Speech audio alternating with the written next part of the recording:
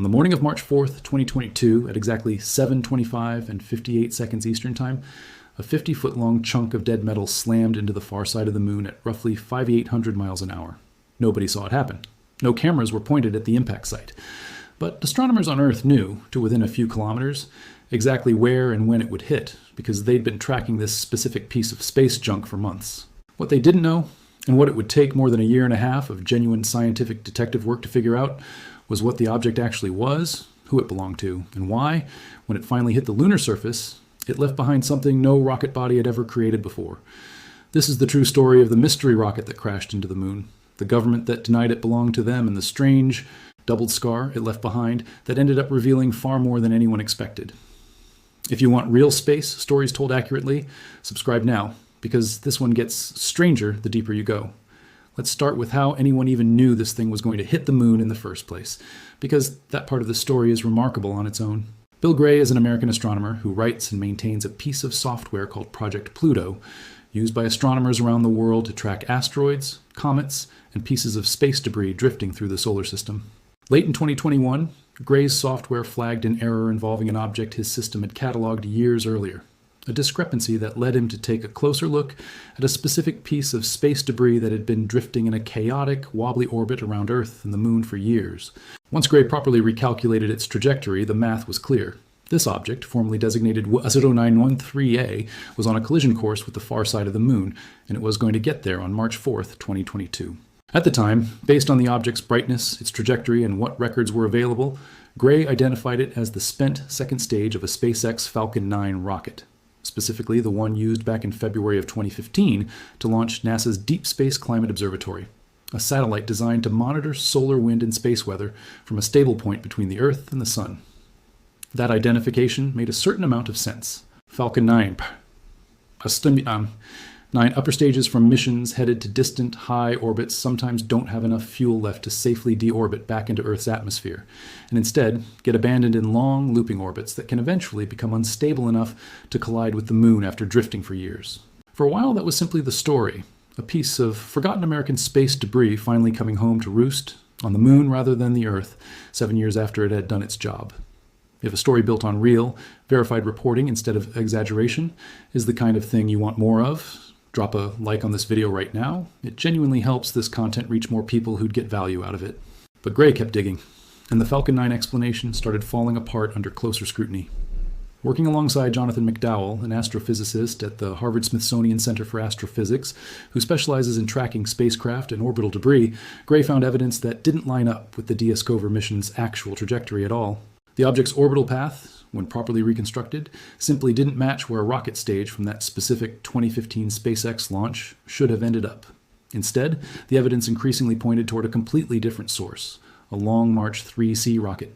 Launched by China back in October of 2014, carrying a spacecraft called Chang'e 5T1, a technology demonstration mission specifically designed to test the systems that China would later use for its successful Chang'e 5 lunar sample return mission in 2020. The math fit, the timeline fit. Gray and McDowell became confident they'd solved the mystery. This wasn't American space junk at all, it was Chinese. If you found this detective work as interesting as I did while researching it, drop a comment and let me know. It genuinely helps me figure out what to cover next. Here's where the story takes its first genuinely strange turn, because China's government pushed back immediately. On February 21st, 2022, less than 2 weeks before the object was actually predicted to hit the Moon, Chinese Foreign Ministry spokesperson Wang Wenbin directly addressed the growing media coverage, stating that, according to China's own monitoring, the upper stage of the rocket associated with the Chang'e 5 mission had already re-entered Earth's atmosphere and completely burned up. On its face, that was a direct official denial. Except Gray noticed something specific in that exact statement, worth paying close attention to. The spokesperson referenced the Chang'e 5 mission. The rocket Gray and McDowell had identified as the likely impactor came from an entirely different mission. Chang'e 5T1 launched 6 years earlier in 2014. The two missions have almost identical names, but they were genuinely separate launches, using separate rocket bodies at separate times. Gray's own interpretation was that this was likely an honest mix-up, China's own tracking data correctly showing that the Chang'e 5 mission's booster had indeed burned up in the atmosphere, exactly as stated, while the entirely different, similarly named Chang'e 5T1 booster from 2014 kept drifting through space completely unaccounted for on its way toward an eventual date with the Moon.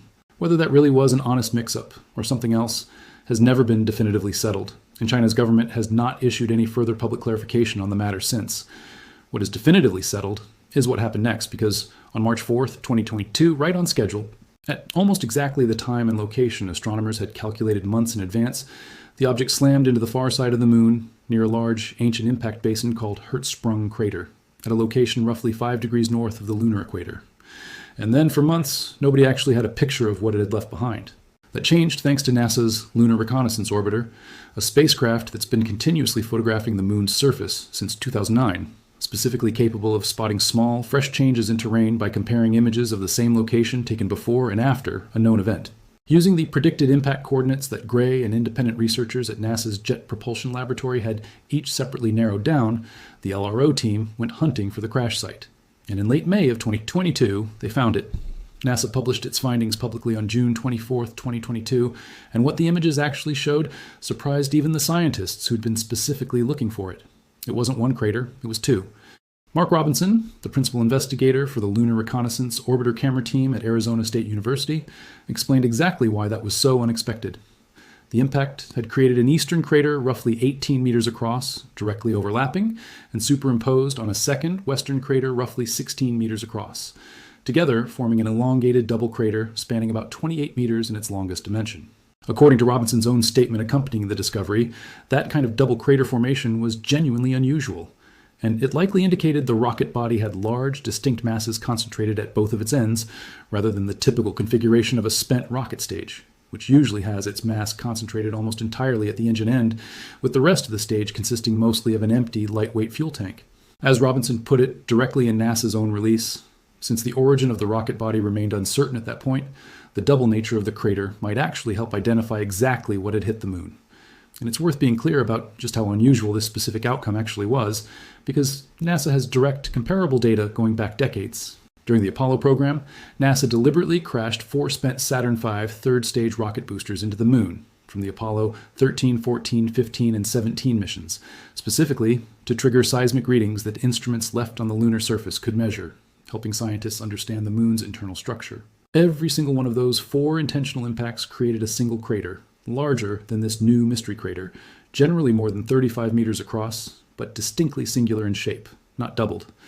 According to NASA's own comparison, no other rocket body impact on the moon, before or since, had ever produced a double crater like the one this mystery object left behind.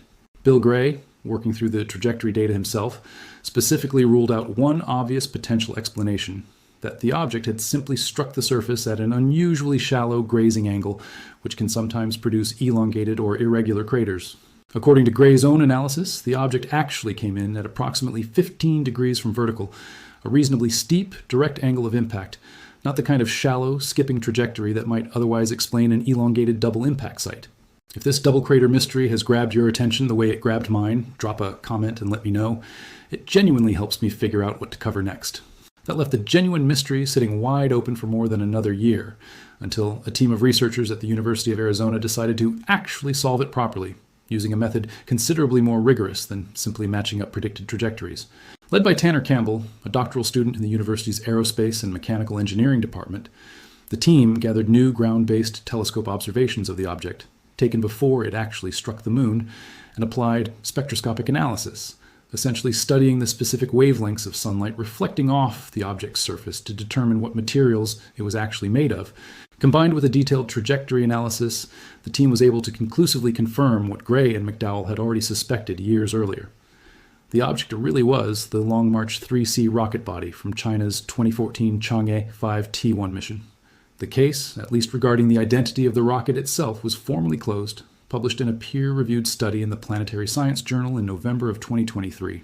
But Campbell's team didn't stop at simply confirming the rocket's identity, because they'd also gathered something else during their observations, a detailed record of exactly how the object was tumbling through space in the months before impact, tracked by carefully measuring how its brightness rose and fell as different surfaces of the tumbling object caught and reflected sunlight at different angles. And what that tumbling pattern revealed turned out to be the genuinely strange part of this entire story. Campbell described the finding directly, noting that you'd normally expect an object like this to wobble somewhat unpredictably as it tumbled, particularly given that a typical spent rocket body is essentially a big, empty shell with a heavy engine concentrated on one end.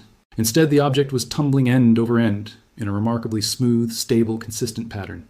The kind of stable rotation that specifically requires a genuinely balanced distribution of mass, with substantial weight at both ends of the object, rather than concentrated heavily at just one.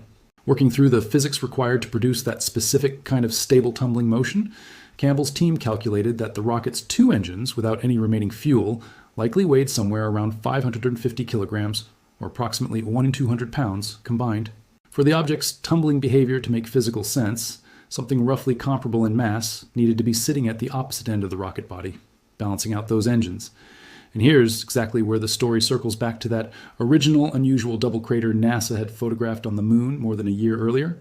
According to publicly disclosed information from the Chang'e 5T1 mission, the only instrumentation known to have been mounted to the top end of that specific rocket body, opposite the engines, weighed only about 27 kilograms, or roughly 60 pounds, according to Campbell's own figures. That's nowhere close to enough mass to explain the stable, balanced tumbling behavior the researchers had actually observed and measured. Campbell laid out the implication directly. To produce two craters of roughly comparable size, the kind actually photographed by NASA's Lunar reconnaissance orbiter, there needed to be a genuine, substantial mass sitting at the front end of the rocket body, considerably heavier than the small, publicly disclosed instrument package China had officially attached to that specific mission. In other words, the physical evidence, both the object's own measured tumbling behavior in space and the double crater it eventually left behind on the moon, pointed toward the same conclusion. This specific rocket body was very likely carrying an additional, undisclosed payload, something never mentioned in any of China's public information about the Chang'e 5T1 mission, heavy enough to physically balance against a pair of 550-kilogram rocket engines for the better part of 8 years, all the way until the moment it finally struck the lunar surface. To be clear about exactly what that finding does and doesn't prove, because responsible reporting requires that distinction, the researchers have not identified what that additional mass actually was. Nobody has independently confirmed it as anything specific, secret, military, or otherwise. What Campbell's team demonstrated is that the physical evidence, both the measured tumbling dynamics before impact and the double crater shaped the impact actually left behind, is consistent with genuinely undisclosed mass being present on the rocket body, mass that doesn't match anything China's government has ever officially acknowledged, was attached to that specific mission. China's own space agency has not issued any further public statement specifically addressing Campbell's findings since the November 2023 publication. It's also worth stepping back to appreciate how genuinely difficult it is to track an object like this at all, because Zone 913A wasn't broadcasting any kind of signal or transmitting its own location. It was simply dead metal, tumbling silently through space for 8 years since its 2014 launch, invisible to the naked eye and detectable only through careful, repeated telescope observations, tracking a faint point of reflected sunlight against the vastness of space. Objects like this exist in genuinely large numbers. A scattered population of spent rocket stages, defunct satellites, and other pieces of human-made debris left drifting through cislunar space, the region between Earth and the Moon, many of them poorly tracked or entirely unaccounted for by the governments and companies that originally launched them. Bill Gray's own software exists specifically to try to keep tabs on exactly this kind of object. And the fact that even his system initially misidentified WE0913A before more careful analysis corrected the record says something honest about just how difficult this kind of tracking work actually is, even for someone who's built his career around doing it. As more countries and private companies continue launching missions toward the moon and beyond, this same basic challenge, keeping track of exactly what's drifting through cislunar space and who it actually belongs to, is almost certainly going to keep coming up again. It's worth understanding a bit more about exactly where this impact actually happened, because the location itself adds an extra layer of difficulty to the whole story. The crash site sits on the moon's far side, the hemisphere permanently facing away from Earth, in a genuinely complex stretch of terrain near Hertzsprung crater, an ancient impact basin roughly 536 kilometers across. According to the Lunar reconnaissance orbiter team's own description of the site, the new double crater formed in an area where debris ejected from an entirely separate, much larger impact event, the formation of the Oriental Basin billions of years ago, overlies the degraded, worn-down northeastern rim of the older Hertzsprung Basin itself. In other words, this brand new human-made crater formed on top of layers of terrain shaped by some of the most ancient and violent impacts in the moon's entire geological history. A small, recent scar, sitting directly on top of scars, left by cosmic collisions that happened long before life existed on Earth at all. Because the far side of the moon is never visible from Earth, and receives considerably less direct observation than the near side, Finding a specific human-made crater there, one measuring only a few dozen meters across, required precisely the kind of careful, narrowed-down search area that Gray and the JPL researchers had independently calculated in advance. Without that advanced prediction, there's a real chance this particular double crater might never have been found at all, lost among the moon's countless other naturally formed small craters scattered across that same ancient, heavily cratered terrain. It helps to understand what the Chang'e 5T1 mission was actually built to accomplish back in 2014, because the rocket responsible for this entire mystery wasn't launched for no reason. The T1 in its name stands for Test 1, reflecting its actual purpose, a technology demonstration flight specifically designed to test the systems China would eventually need for eventually retrieving physical samples from the lunar surface and successfully returning them to Earth. The mission sent a small spacecraft on a loop around the moon and back, testing the exact kind of high-speed re-entry and heat shield technology that would later prove essential when China's considerably more ambitious Chang'e 5 mission successfully brought lunar rock and soil samples back to Earth in December of 2020. In that sense, the rocket body that eventually crashed into the moon 8 years later had already done its job successfully, long before anyone started paying attention to it again, its own test mission a genuine, unqualified success that helped pave the way for one of the more significant achievements in China's modern space program. The irony, of course, is that the discarded rocket stage responsible for launching that successful test flight ended up generating far more public attention and scientific scrutiny during its slow, tumbling death spiral toward the moon than it ever did during the mission it was actually built for. So, what does all of this actually add up to? A piece of space debris tracked for months by an independent astronomer running his own tracking software predicted to strike the moon with remarkable precision. Initially misidentified as American space junk before genuinely careful detective work revealed it was almost certainly Chinese, a claim the Chinese government publicly denied using language that appears, based on the available evidence, to have referenced the wrong mission entirely. When it finally struck the moon's far side on March 4, 2022, it left behind something no rocket body had ever created before, a genuine double crater, unlike every previous known lunar rocket impact, including 4 separate deliberate Apollo-era impacts, specifically studied for exactly this kind of comparison. And when researchers finally worked out the physics required to explain both that unusual crater shape and the object's own measured tumbling behavior in the months before impact, the evidence consistently pointed toward the same conclusion, that this specific rocket carried real, substantial mass that has never been publicly disclosed or explained by the country that launched it in 2014. It's a genuinely remarkable story precisely because every single piece of it is real, verifiable, and documented through peer-reviewed research and NASA's own published imagery. And yet, it still reads like the setup to a much stranger story than a routine piece of derelict space hardware finally completing an 8-year drift toward its own destruction. Sometimes the truth really is stranger than what anyone originally expected, not because anyone invented anything dramatic to make it that way, but because a careful astronomer noticed an error in his own software, refused to let the mystery go unsolved, and a small research team years later had the patience to work out exactly what a pair of doubled craters on the far side of the moon was actually trying to tell them.